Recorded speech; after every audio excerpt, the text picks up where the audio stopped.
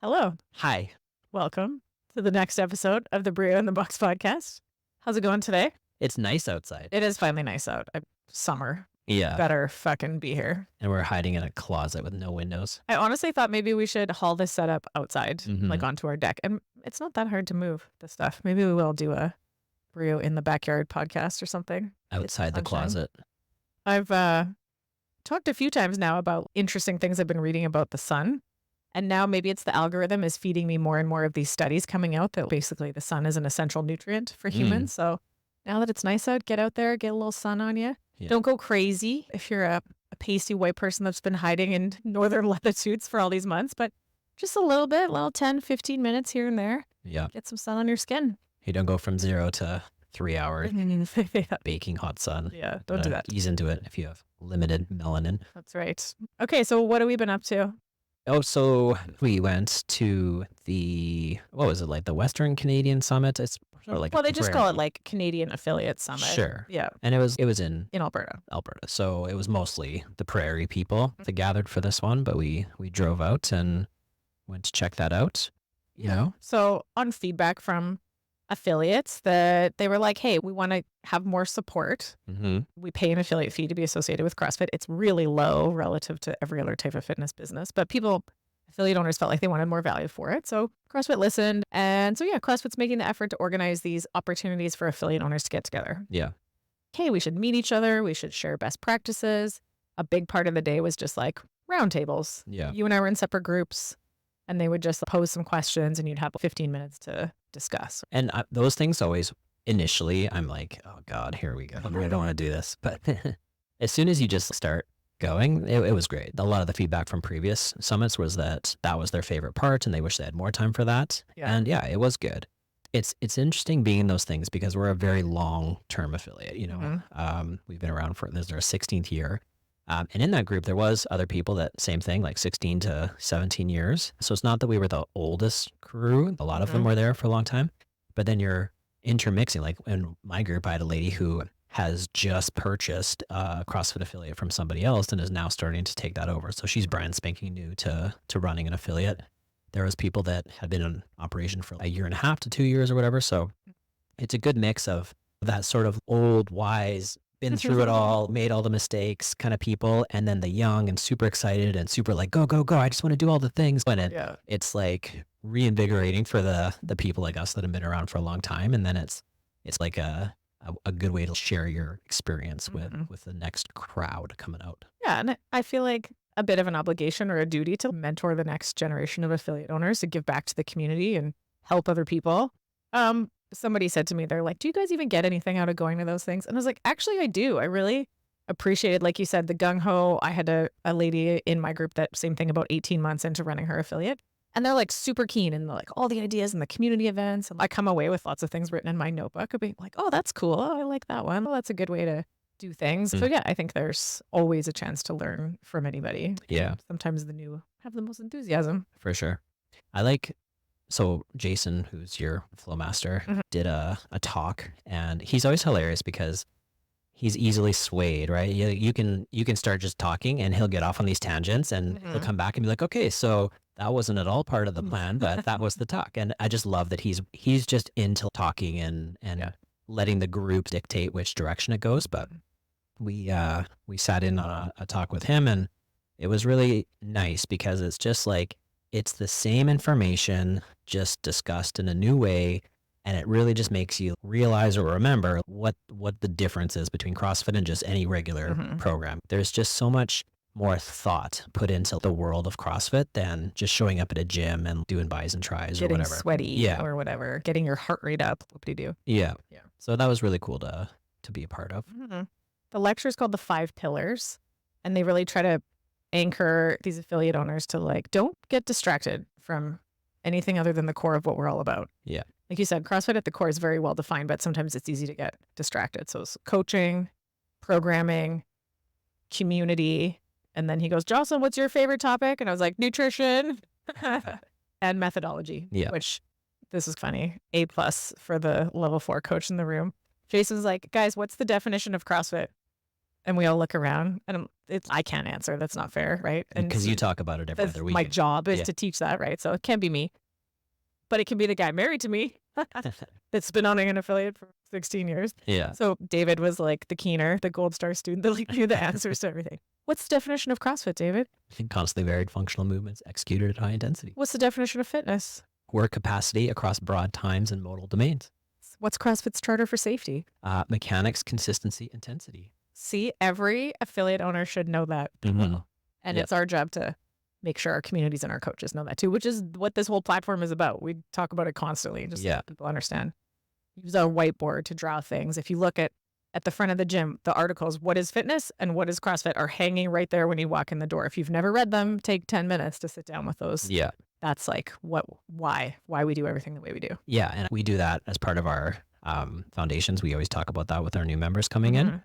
But I think a lot of people lose sight of, like, clearly people lose sight of it because a lot of these long-term affiliate owners didn't have the answer, right? And it's like, you guys are running a CrossFit gym. You should know what actual CrossFit is supposed to be about. What is CrossFit? Yeah.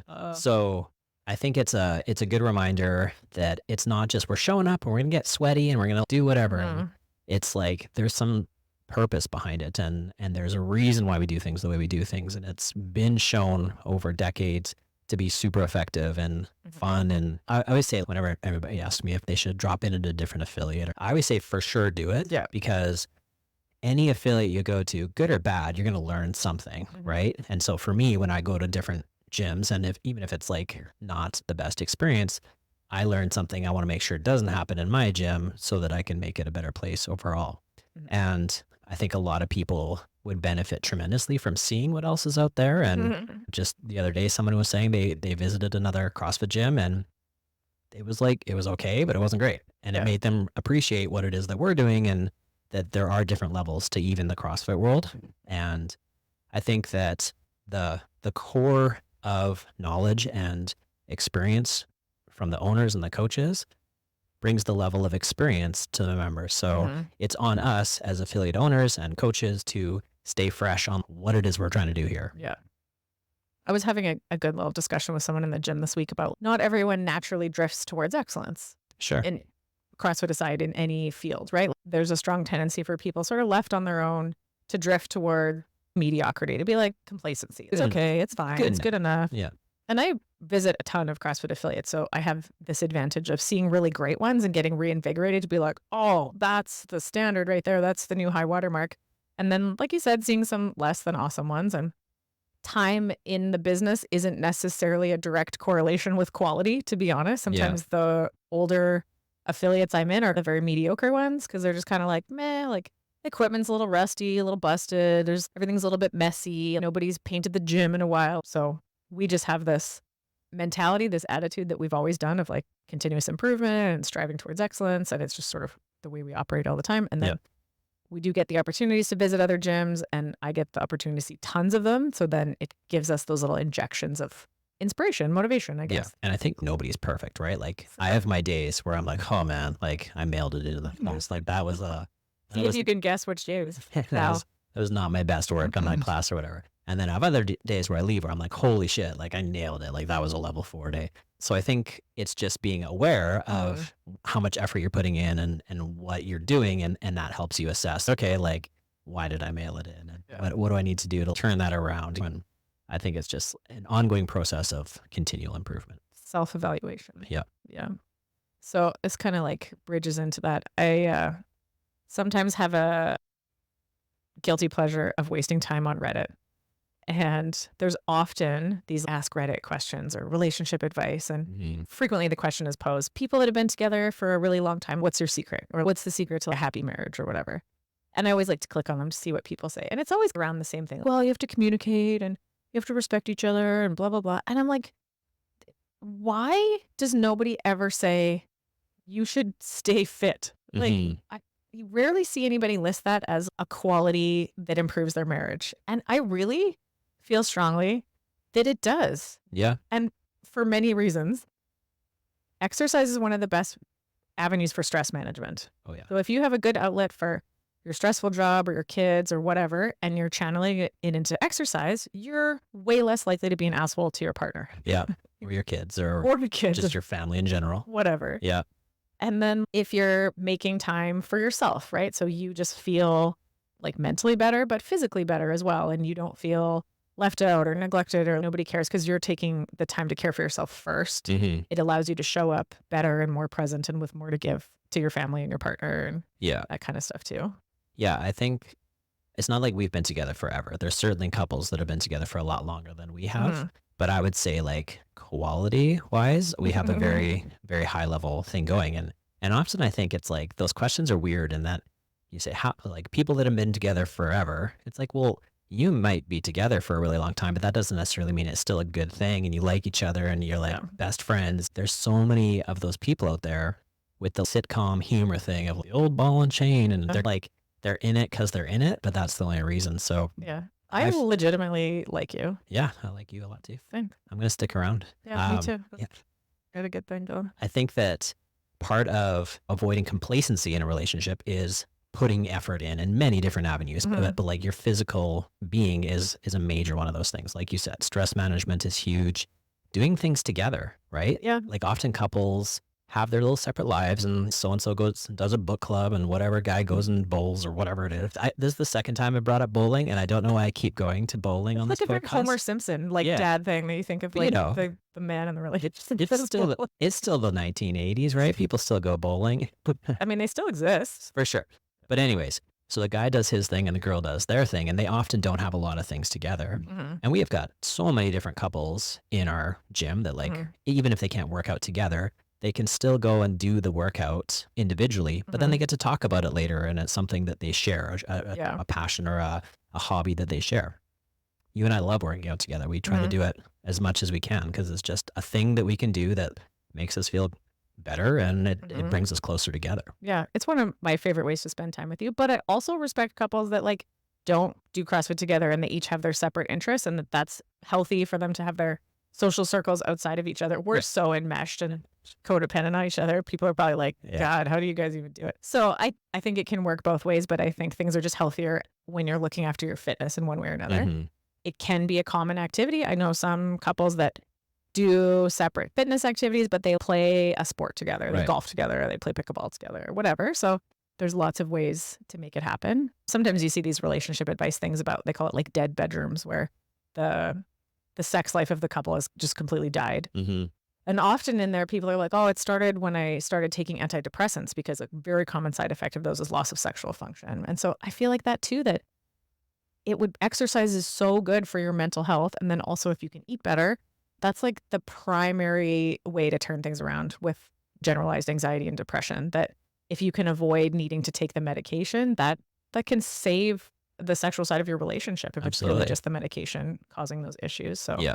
and then also staying fit and staying in good shape. I don't think there's anything wrong with just like, hey, it's pretty fun to be attracted to your spouse. Yeah, There's absolutely. nothing wrong with wanting to stay hot for each other. I know as far as the like sex side goes, it's not even necessarily always just a like hormonal thing or a physical thing. It's sometimes there's just that like actual level of attraction that's missing. Mhm. You kind of like get complacent with each other and you stop putting effort in and you like go 20 years without seeing a gym and you're eating like crap and both of you are just declining slowly. And it's Yeah. hard to get excited about that when you remember what it used to be like or whatever. Yeah. I think there's something to be said about A, putting in work for your partner, Mm. but then B, knowing that your partner is putting in work for you. Yeah. And it's a motivating thing so that you're more likely to do it for yourself, for them. And it's just like this give and take thing. And then you just end up staying hot for each other. And that's great. Yeah. I think too, CrossFit specifically outside of other physical activities really teaches you, there's like a mental adaptation to CrossFit. The primary change happens between the ears where you just get better at facing hard things. Yeah. And that starts to trickle through into your life, right? Oh, whatever that conversation is that you've been avoiding, or that thing in the kitchen you needed to clean up, that mess that just gets left and then your partner's annoyed. Just like all these little things, you just start to get better at handling and just doing the harder thing. Because you sort of learn that almost everything is worse in anticipation of it. And once you actually just do it and get through it, you're like, oh, that wasn't so bad. Or, oh, Mhm. I didn't die. Yeah. Is that from The Hangover? Did you die? You have something you're holding on to that you want to talk to your spouse about, but you're afraid or scared it's going to be a fight. It's almost always better if you just say it and communicate properly and talk it out than if you hold on to it until you freak out on each other about something. Like, Yeah. so I think CrossFit specifically teaches you to just handle those harder things before they become major problems. Yeah. So, And a serious major problem that happens with long-term couples is like when you get to the point where you have to take care of the other person. And if you can delay that for as long as possible by taking care of yourself earlier on, that's going to be a much better situation. We're going to get to the point where I'm 5 years older than you. So chances are I'm going to age before you age, right? So there's a point where all of a sudden it's like things are on the decline and things are getting worse. And now you're taking care of another person. And if you can push that 10 or 15 or 20 years into the future, that's so much better for both people. yeah. So I want more good years with you. yeah, for sure. You don't want to get to the point where you're like, it's this sad situation where it's a burden, right? And nobody wants to feel like they are a burden, and nobody wants to have to worry about being burdened with somebody else. So as much as couples are like, we're in it to death, let's delay that negative time as long as possible. Sickness and in health. Let's try to have more health than sickness. Yeah. Till death do us part. Yeah. At one point I was asking people, my question of the day was like, why do you do CrossFit? And you get all these really great, inspiring answers. And lots of people, it's to keep up with my kids. And my answer was yes, to keep up with my kids now. But more importantly is I don't want to be a burden on my kids in the future. Yeah. So it's the same thing. I don't want to be a burden on you, but you're older than me. So it would probably be them to look after. Yeah. Where it's like when my kids are my age, like 40, I want them to be out in the world and playing with their kids and doing their job and crushing whatever their interests are in life. I don't want them to have to be spending half their time being like, oh, I got to go help mom get groceries because she can't carry the groceries up the stairs anymore. It's like, that's my job now, is to make sure that I'm not a burden to those kids like 30 years from now. Yeah. And I can easily do that by just showing up and doing fitness with my friends, working out with my best friend. Yeah, that's right. As we're all sort of like aging up in the gym, growing old together, I had this thought the other day that the longer we do this and the more we'll cross 40 and then 50 and then whatever, it's like we had this theoretical idea that this would all work out. And now you're like, oh, told you so. As people get older and they're still really fit and they're still really involved in their own life and their kids' lives and then their grandkids' lives and everything. And I was like, yeah, I was quite confident that this would all work out, and it's all playing out maybe even better than anticipated. And so I feel like aging now is almost like it's a challenge, or every extra year is like a win. You're like, ha, still fit. Ha, still fit. Yeah. People look at you and they'll go, when you're young, you're 20, they're like, wait till you have kids. And then you have kids and you're like, nope, still fit. And they're like, well, wait till you turn 40. And you're like, well, I'm 40, still fit. Like, well, I'll wait till you hit 50. And you're like, I don't know. I know a lot of really fit 50-year-old CrossFitters. Yeah. And lots in the gym and otherwise in the world of CrossFit. You're like, I think maybe if you just keep doing the thing, it keeps working. Yeah. I was talking about this with one of my classes the other day, and it was like some people in the classes that are all in their 50s. And I was saying, like, I'm looking forward to 50. I'm 46 this year. I'll turn 46 in a month or so. I'll turn 50 in 4 years. And as far as like things go, I feel like I'm doing okay. I never get ID'd anymore, but I have a lot of people when they hear my age, they're like, really? Yeah. You're 46, really? Yeah. So I feel like as soon as you hit 50, you're officially in the like realm of age where you can be real old at 50, or you can still be like shockingly young. As good as you were at 30 or 35. Yeah. But yeah. And so it's the whole Pat Sherwood thing. If you can just hang on and just wait as everybody else around you ages poorly, and you just hang on, all of a sudden you become this anomaly in the world where you're just like, holy shit, you're 50. So there's something about taking care of yourself and being able to live a better life for a longer period of time. Yeah. Add more life to your years. Nobody wants to live to be 120, but from 80 through 120, you're just decrepit. Nobody wants that. I would rather live awesome to 80 and then die at 80 than live horribly for the last 20 years of my life. Yeah, for sure. And I feel like most people, when you talk to them, agree with that. You're like, if I get to the point where I can't get off the toilet by myself, can't feed myself, can't go up and down stairs, take me out. Like I'm done with life at that point. I'm going to start just like going on the experimental missions to the moon and stuff. Be like, you might blow up in the atmosphere. Be It's cool. okay. Yeah. I'm 85. I had a good run. Send me to Mars. We'll see what happens. Yeah. Yeah. Most people agree. Most people aren't looking for those years of life. If you're a burden on other people and you're decrepit and you've lost quality of life, basically. Loss of functional capacity is loss of independent living, is loss of quality of life. But the way to prevent that is not a mystery. It's very known how to avoid that fate for yourself, but it starts early. It starts now. It's simple, not easy. You just have to keep doing the thing. You do Yeah. constantly varied functional movement executed at your relatively high intensity. You make good choices using good mechanics, show up consistently, apply intensity then and only then when you have good mechanics and good consistency. You just follow the CrossFit charter, the CrossFit Yeah. methodology. You eat meats and vegetables, nuts and seeds, some fruit, little starch, no sugar. Try to cool it with the alcohol, Yeah. processed food. And that works. I think I said in the last podcast, like if you put all these pieces of the puzzle together, it works 100% of the time. Mhm. Like I would challenge anybody to try to do the CrossFit methodology, use the nutrition prescription, and not be fit. Yeah. I don't think you could do it. Yeah. And we talked about this on the last episode that it's not all or nothing, right? There's this whole curve, and the better you do it, the better it's going to work. Mhm. But no matter what, as long as you're doing the thing, Mm. it's going to help you. So take care of yourself, live a good, long, healthy life. And it really starts to pay off when you get to middle age and beyond. Yeah. It's an investment account, right? When you're investing in your future, you get rich. It's weird to think of myself as middle-aged. I mean, I don't know how long you're expecting to live, but you're Yeah. 45 right now. I know, so I'm absolutely middle-aged. I'm just saying it's weird to think middle-aged. That's such a strange concept. yeah, but then that's halfway. Still so much more to go. That's a lot of time. I've been around for a long time. If I make it to 90, that's a lot more years. You'll probably live past 90. You keep swearing that you won't, but you're pretty healthy. So I don't know. It's because I haven't started like elderly person motorbike racing or anything like that yet. Just you wait. Do backies on a motocross bike when I'm 80. That'll shorten the lifespan for sure. That'll do it. Okay, well, maybe on the people are trying to do better. Some of the what should I spend my money and my time and that kind of stuff on. We get asked all the time about supplements. Yeah. What supplements should I take? What should I do? And there's millions of them out there, so we won't get Mhm. too deep into it. But let's start with the most common, most important one that shouldn't even really be a supplement, but it is protein. Protein. Whey protein it's something we sell. It's something we use. But like, why? Why do we need to use supplemental protein? So hitting your protein target is super important for muscle mass, bone density, the functioning of all your hormones and neurotransmitters, your immune system, your gut integrity. Everything needs protein. Every bit of you is built out of something you ate. So it's super important to hit protein targets from whole food sources first, Right. from high quality sources, which in the world of protein means animal sources because they are the most bioavailable in terms of you can digest them and get the amino acids into you, and they have all of the amino acids you need in the right amounts. Mm-hmm.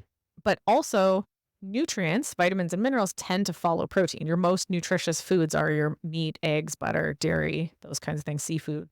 So if you prioritize protein from whole food, i.e. animal sources, you will also be getting a lot of your nutrients. Yeah. But knowing that it's tricky for people to try to eat a gram per pound of body weight of high quality protein, a supplement, literally the word supplemental means on top of. Yeah. So a protein powder should never be where you're meeting the base of your protein needs. It should always be that last little bit. So a protein powder should not get you from 30 to 60 grams of protein in the day. It should get you from 120 to 150. Right. So it can be, if you're busy, if you work out at the noon class and you're right back to work and you don't have time to eat a full meal, but you can take a protein shake and add some heavy cream and then you got some calories and protein grams in you. If you're busy at work, like lots of our emergency medical people or first responders, where like you don't have time to sit down and eat any real food, can be helpful there. But it should not be, like someone said to me the other day, I want to add more protein to my breakfast smoothie. What protein powder should I buy? And this is coming from someone that sells a protein powder. I was like, you should not.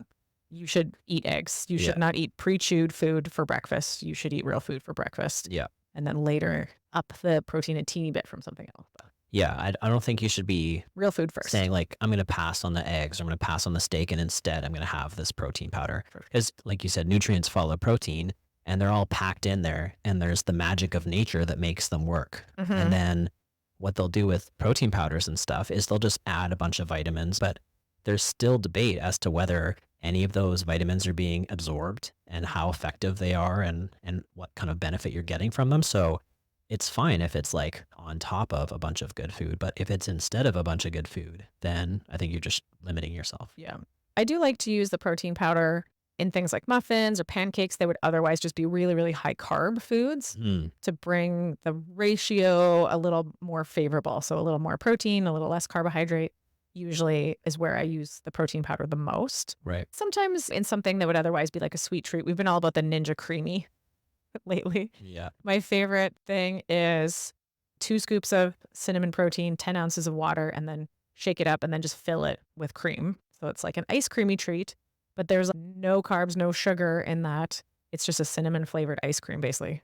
Super good. Yeah. Love that. So where it can keep you from otherwise hitting up Dairy Queen or eating something really sugary and really full of processed garbage, definitely that's where I like to use the protein powders the most. Yeah. We do pancakes for the kids fairly often, and Mhm. it's super easy. It's half a cup of peanut butter or something like that, 4 eggs, scoop of protein powder, baking powder, and a banana mashed up and all mixed together. And it makes like 12 little pancakes.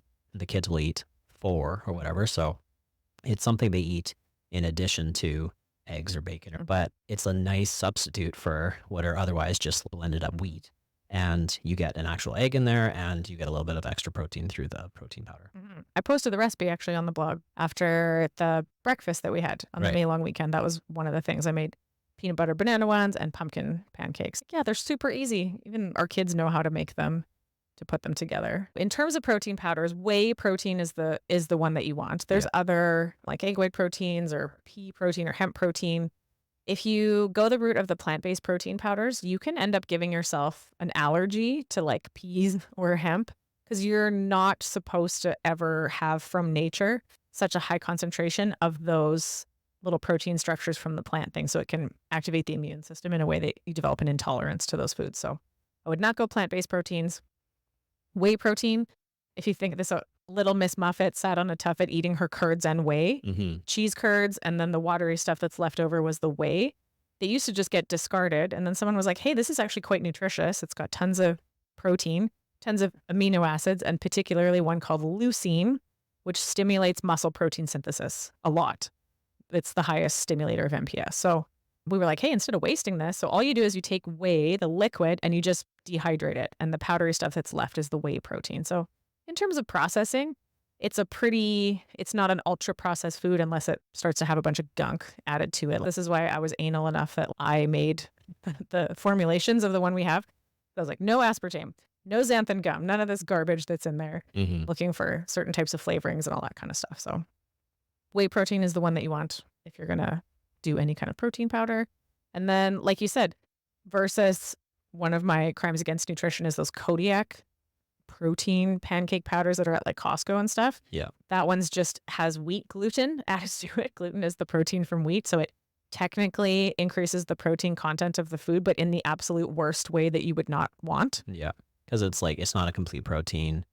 It's not even really digestible by humans. Yeah, It's I just was a gonna say gut irritant. The Like bioavailability is like super zero. Yeah. If you don't get anything useful out of that, you just skip. Yeah. And someone the other day was like, oh, I can eat gluten just fine. I was like, actually, did you know that 50% of the people with celiac disease have no GI symptoms whatsoever?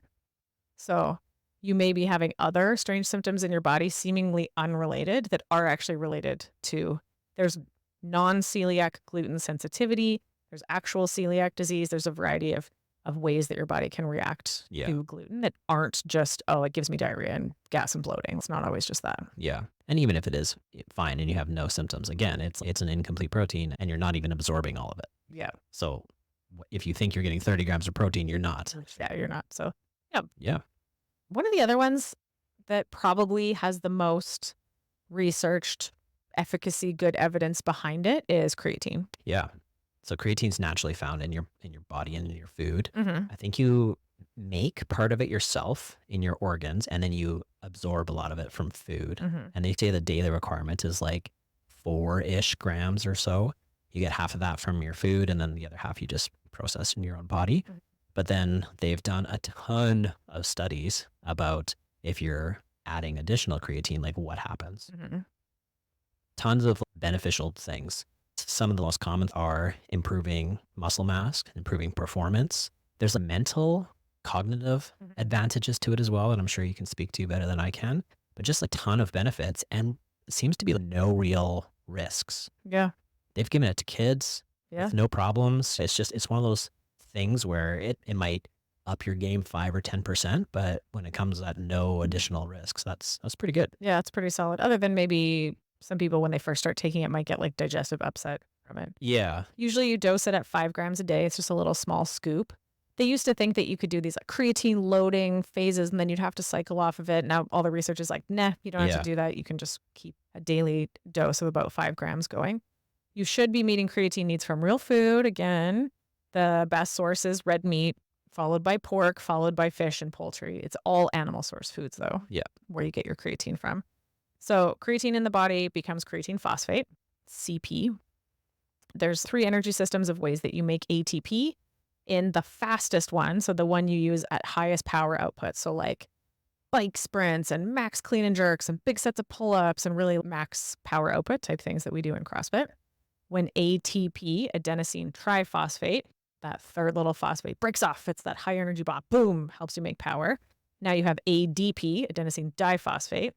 Creatine comes in here and helps recycle that phosphate back on there to recharge ATP. ATP is like little cellular batteries, energy currency of the cell. So creatine is in there helping you recycle your ATP so you'll notice it in exercise performance on the high end on your explosive power thing. So Right. max lifts and sprinty things for sure. So by supplementing creatine, there's just more available to help with that whole process. Yeah, it just helps that recycling process. But then because it helps you make energy, any part of the body that needs a lot of energy, creatine helps. So muscles for sure, but also the brain, like you said. So there are cognitive benefits to taking creatine. There's research showing now supplemental creatine helps people with Alzheimer's and dementia. It also, this is interesting, vegans and vegetarians that supplement creatine can increase their IQ points by up to 20. When you give it to regular people, it doesn't have that effect. Regular people. When you give it to people on an omnivorous diet, people that eat meat, it doesn't have that effect. So that effect is due to the fact that vegans and vegetarians, it's such a nutrient deficient diet, are deficient in creatine. And so their brain is not able to make energy as fast. And so, of course, we know our brain is sucking up 20% of our energy all the time, even though it's only a few pounds up there. So if you're deficient in creatine, it can improve your IQ. You'll score better on an IQ test. Yep. Kids, same thing, like teenagers and stuff, you can supplement with creatine and they'll have improved academic scores in addition to improved athletic performance. Yeah. Somebody asked me recently, oh, my son wants to take creatine, like he was 13 or 14. And they're like, is that okay? Is it safe? Is it like hard on his kidneys or anything like that? I'm like, oh, no, really. It's like super beneficial. Yeah. It'll help in sports. It'll help in school. They do warn pregnant people with like kidney disease or liver disease probably shouldn't take it just in case. There's no proven science, of course, because they can't do that kind of research. But generally, healthy people or people that are trying to get healthy can and maybe should absolutely take it. Yeah. One of the other interesting things I've seen a couple papers recently is bone density, especially in postmenopausal women. Supplementing creatine helps preserve bone mass. It helps increase osteoblast activity. Those are your bone builder cells. And then of course, by improving muscle mass and exercise performance and resistance training is good for bone density. So then those things interact. But yeah, basically muscles, bones, brain, creatine's pretty good all the way around. Yeah, performance, cognitive stuff, like all the things. Atlas takes it. He swears by it. And I take it when I remember it, but I always forget to take it. I know. I'm here like pumping creatine and I don't actually take creatine. Yeah. But I eat a ton of red meat. Sure. So I feel like if you eat a lot of meat, you're not creatine deficient. I've read recently it's better to take it post-workout than it is pre-workout, which is interesting. I don't know exactly what his reasoning was, but it was immediately afterwards is just as beneficial as before or anything. Interesting. Yeah. Yeah. I was not familiar with any research off the top of my head on that. Yeah. So creatine, pretty solid evidence that it's useful and it works. It's pretty safe. Protein powder, use it as supplemental, not in place of real food. Yeah. Other than that, like other things that definitely work that aren't banned substances, caffeine is one of them. Definitely improves athletic performance, decreases sensation of pain. So that's why pre-workout powders and stuff are always just loaded with caffeine, jacked up. I would be interested in seeing, as far as caffeine goes, which would it be more beneficial or detrimental to, let's say you're an evening workout person and you take a pre-workout before your training session, but then it negatively affects your sleep that night. Would you get more benefit from having a better performance in the gym, or would it be actually more detrimental because your sleep and your recovery afterwards is... My hypothesis is if your sleep was interrupted, it would be more detrimental. Yeah. It would kill the benefits of going slightly harder on the workout. Yeah. I absolutely can't take caffeine past noon. There's just no way. Yeah. Half-life of caffeine for most people is about 12 hours. Some people are fast metabolizers of caffeine and it's more like 8. And then some people are slow metabolizers of caffeine. And actually, if you ever do a genetic profile, it can tell you Yeah. if you're a fast or slow metabolizer of caffeine. But you would also probably know that in that if you have coffee at 3 p.m., you can't sleep at night. You can't fall asleep. So Some people will like have a coffee and then go to bed. It's so wild. Just like for me, like there's no way. no way. Yeah. Then there, like, what other common supplements? Branched chain amino acids, the BCAAs. Yeah. The branched chain amino acids are leucine, isoleucine, and valine. Leucine, like I said, being the primary stimulator of muscle protein synthesis. That's usually the main way, but I feel like those things are much less necessary if you just eat real food. Yeah. I'm almost always going to give you that answer. Eat real food. The purpose of those things are to fill in the missing parts. It's like supplementing with vitamins, except it's like protein based. You're filling in the amino acids that you should be getting from protein, from your food. And again, you're probably going to get way better results if you just eat real food and get it the right way. And people thought that drinking the BCAAs intra-workout, having it in your water bottle and sipping on it while you work out would delay fatigue or improve performance. But it's looking like most of the research now is like it's not really doing anything. Yeah. So maybe you get some muscle protein synthesis benefit from it, but in terms of improvement in performance, probably not. Yeah. The other, call it a supplement, I guess, that really does improve athletic performance is just straight up salt. Yeah. Yeah. And like the stuff that we carry, elements in Element's general, great. like magnesium, potassium, and sodium together. Mhm. It's great. I love that product because I really enjoy the taste of it, but it's great for pre-workout. It's great for intra-workout, hot, sunny days. But even if I'm like getting a headache or anything, I just slam an element and it's like part of it's the dehydration. So you're getting water, but then you're also upping your electrolytes, and it's as effective as Tylenol for me. It's crazy. Yeah. I feel like one of the worst things that happened to healthy people was this notion that you're supposed to restrict salt or that low salt diets are somehow healthy. Yeah. They're not. There's the DASH diet, dietary approaches to stop hypertension. It's like this really bland, low sodium diet that's supposed to treat hypertension. And all of the randomized controlled trials on it are very underwhelming. It barely does anything for blood pressure. But for some reason, it was like people assumed it worked before they tested to see if it worked. And now they've been testing it and they're like, oh, we've been recommending this thing that like doesn't actually help people and maybe it harms people. Probably increases glucose and insulin. It probably is worse for your kidneys. Definitely having a harder time managing hydration and electrolyte stuff. So I often have to rail against, I thought I was supposed to not eat salt. I thought I was supposed to restrict salt. You're like, no, especially anybody in the gym and especially in the summer. Yeah. If you look at that salty sweat angel you leave on the floor, like you need to be replacing those electrolytes or it decreases your exercise performance, but it also starts to harm your bone density and harm your kidneys and give you headaches and make you feel like garbage and make you sleep worse and a variety of negative consequences. And that was the whole premise of Gatorade and Powerade and all those things is instead of just drinking water when you're playing a sport, you need to get your electrolytes back.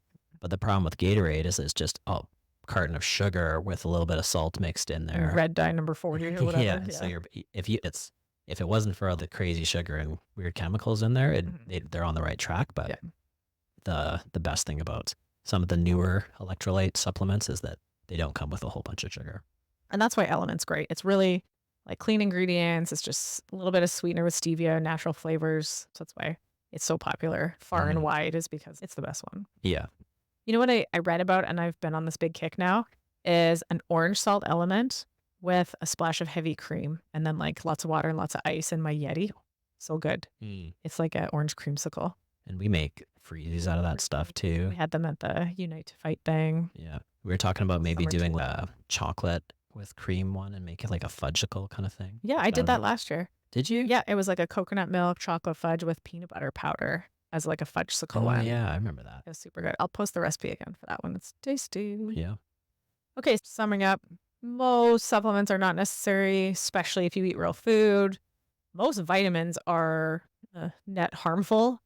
It looks like in the research, I took an entire course on vitamins and minerals, and almost every week it was like, Vitamin E supplementation is associated with increased all-cause mortality. Vitamin A supplementation is associated with increased all-cause mortality. It's like Hmm. almost anything taken out of its natural context starts to throw the balance off somewhere. Yeah. So get things from real food, get your protein from real food, supplement a little bit with whey protein if you need to top it up. Creatine's probably pretty good, but also you should be just getting it from eating meat. Caffeine, as long as it doesn't interrupt your sleep, probably pretty solid. BCAAs, a little meh on the BCAAs. And then sodium, electrolytes. Yeah. Like nature knows what's up. Yeah. So the more natural you can get those things, the better it's going to be for you. Yeah. You can't just individually take the pieces and get the same result. Okay. All right. Look forward to more questions. Yeah. See you guys next time. That's what